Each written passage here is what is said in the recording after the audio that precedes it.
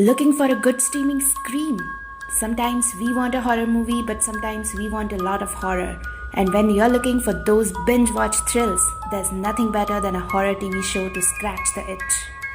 Fortunately, Netflix has a pretty impressive library of scary series from classics to modern ratings. Of course, if anthologies aren't your thing, not to worry. There are horror comedies too, scary dramas, and of course, many other nostalgic binge. What was he supposed to do? He was supposed to say, don't be afraid of the dark. Don't be afraid of the dark. Are you kidding me? Of course you should be afraid of the dark. You know what's out there. As always, Cinematic got you covered with your streaming needs. So if you're still looking for a scare and don't find it here, be sure to check out our other videos on horrors. I have already posted the link in the description below.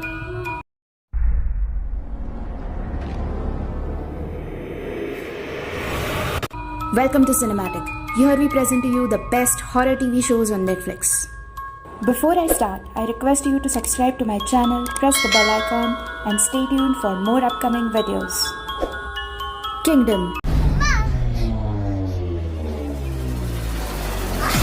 Kingdom remains one of the best horror shows on Netflix. Come for the hordes of zombies, stay for the absolutely ruthless queen.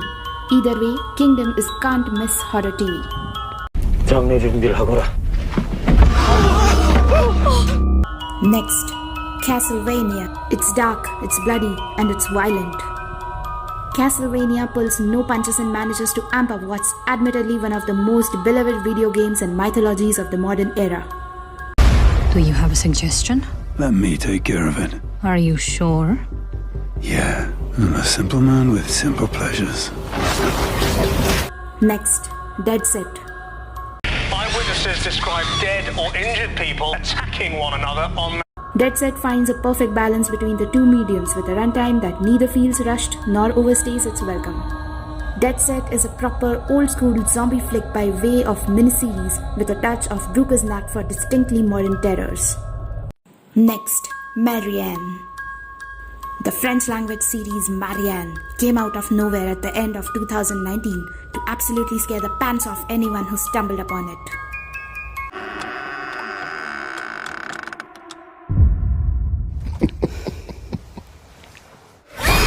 Now next, The Haunting of Hill House. Haunting of Hill House is hands down the best horror series I've ever seen. It's a meditation on death, grief, and trauma. It is equal parts scary and engaging, the best character development I've seen in a long time, and huge leap forward for horror. I want to wake up so badly. Why can't I wake up?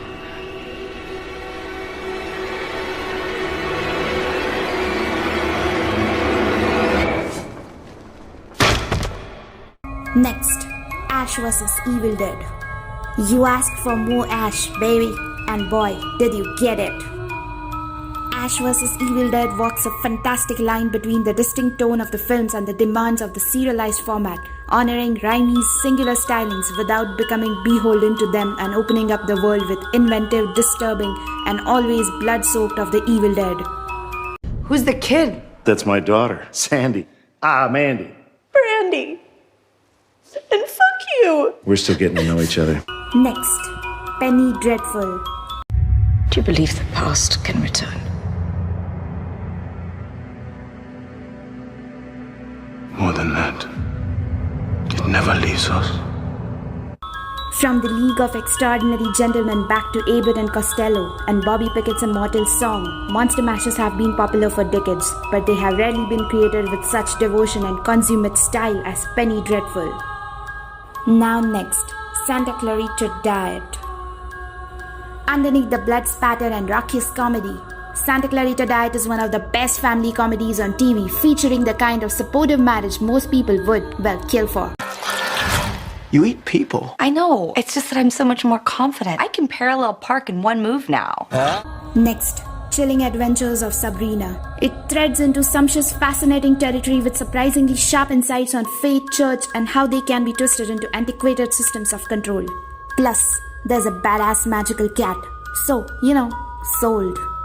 I can choose to be afraid of my powers, or I can use them. Now next, The Twilight Zone.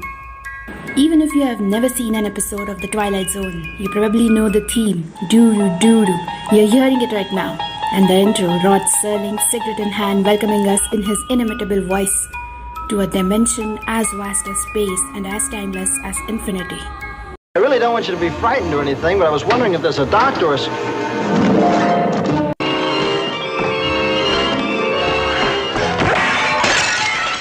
The Twilight Zone was doing bonkers anthology horror and sci-fi before American Horror Story was even a twinkle in Ryan Murphy's eye, and it's still a gold standard for a reason.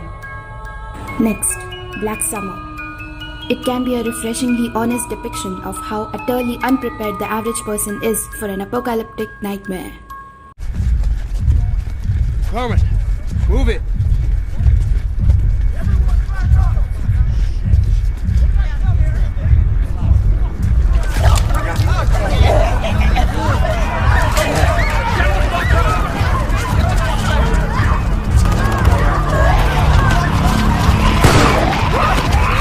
Now next, You. The Lifetime series turned Netflix original You is a curious cocktail of genres. You also veers straight into horror every now and then with some terrifying reveals.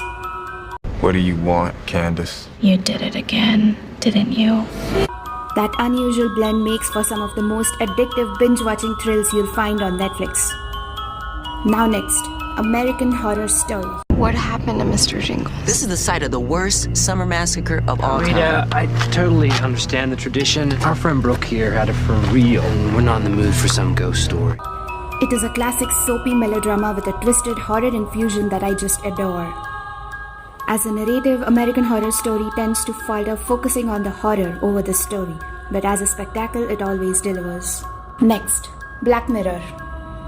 American audiences were a bit late to the Channel 4 anthology series, but when Netflix released the first 6 episodes of Black Mirror to streaming, the internet collectively lost its mind over Charlie Brooker's dark, unsettling spin on contemporary culture. It's important that you realize there is a small medical procedure involved. Sorry for a game? Often described a modern-day Twilight Zone. Have fun debating your favorite episodes with your friends. Next, I, Zombie. From Rob Thomas and Diane Ruggiero, the minds that brought us Veronica Mars, I, Zombie is often oversimplified as Veronica Mars with zombies, but that description does a disservice to the originality of both series. We're all on the same team. We eat brains and we solve murders.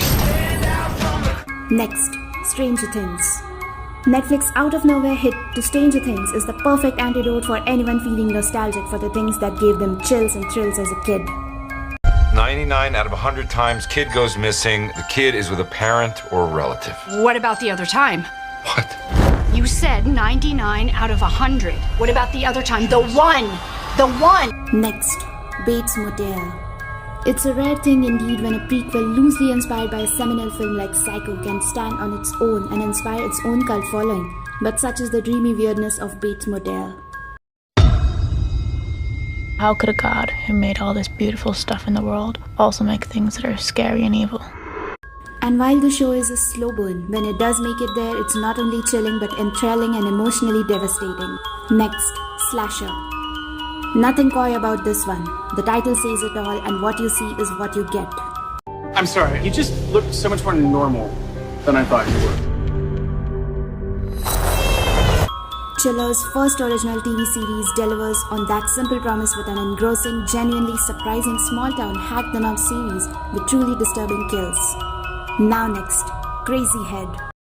I see people, their faces, like they're burning inside. I see them too. What are they? They're demons. If Buffy the Vampire Slayer and Supernatural had a baby and raised it with a distinctly British sense of humor, the result would be something like a Crazy Head. And what a delight it is. Next, Wynonna Earp. What starts off essentially as a female supernatural, the quirky and charming Wynonna Earp quickly morphs into its own very unique series. Next, Goosebumps. I'm scared, Casey. I saw something last night. Dad cut his arm, and this green stuff was oozing out of it, and he had leaves growing out of his head. Classic 1990s horror camp of the highest order, Goosebumps is a delightful, spooky throwback for the whole family. While still providing a chill, come for the creepy fun, stay for the hardcore Canadian accents. Next, Scream. If you can divest yourself enough from the classic film franchise and the classic ghost face mask to give it a shot, you'll find an energetic horror-tinged teen drama for the new generation. Hey, sis. You psychotic bitch! Next, Supernatural. It's hard to believe that it's finally at an end, but the CW's Supernatural delivered 15 seasons of world-building premium snark and lots of demon slaying and of course a whole lot of brotherly bonding. I can't do this alone. This is Dad's single most valuable possession. Everything he knows about every evil thing is in here. Though the show lost its track sometimes along the way, the first 5 seasons remain an absolute horror-tinged treat. If you did like the video, then do share it with your friends and family. Don't forget to subscribe us and stay tuned for more such upcoming videos.